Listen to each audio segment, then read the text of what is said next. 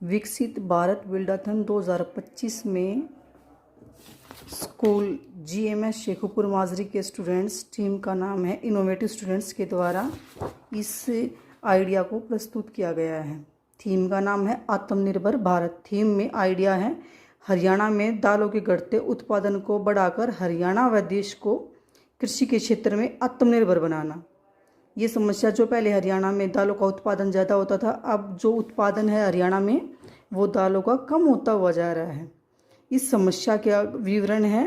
समस्या में मतलब किसी भी देश को अपनी तरक्की जो करनी होती है वो आत्मनिर्भर होना बहुत ज़रूरी होता है उसके लिए।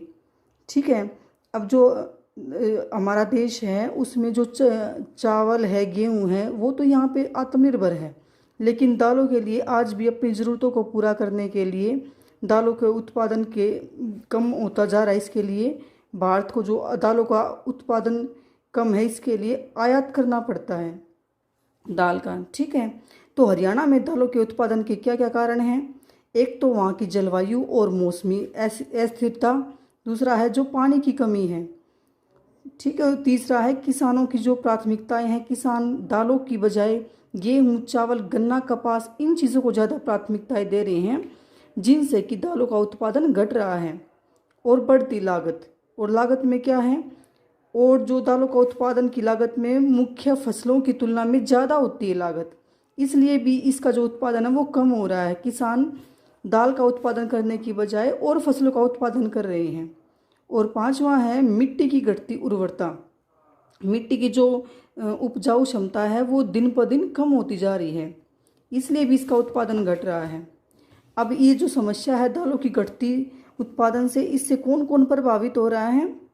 तो इससे प्रभावित हो रहे किसान। अगर किसान दालों का उत्पादन घट रहा है तो किसानों की आय भी घट रही है, जिससे उनके जो जीवन शैली है उसमें भी फर्क पड़ रहा है।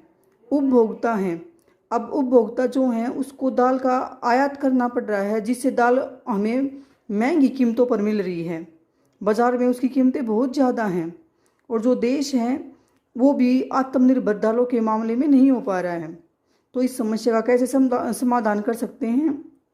तो इसके लिए सबसे पहले बढ़िया से बढ़िया किस्म के जो बीज हैं उनका प्रयोग किया जाए, और जो तकनीक हैं जो कृषि के क्षेत्र में हैं उसको बढ़ाने के लिए, जैसे फसल चक्कर है, मतलब फसलों को अदल बदल के बोना चाहिए, और जो बीज हैं उनको अच्छे बीजों का चयन करके ही बोना चाहिए, और राइजोबियम कल्चर जो है उसका प्रयोग करना चाहिए।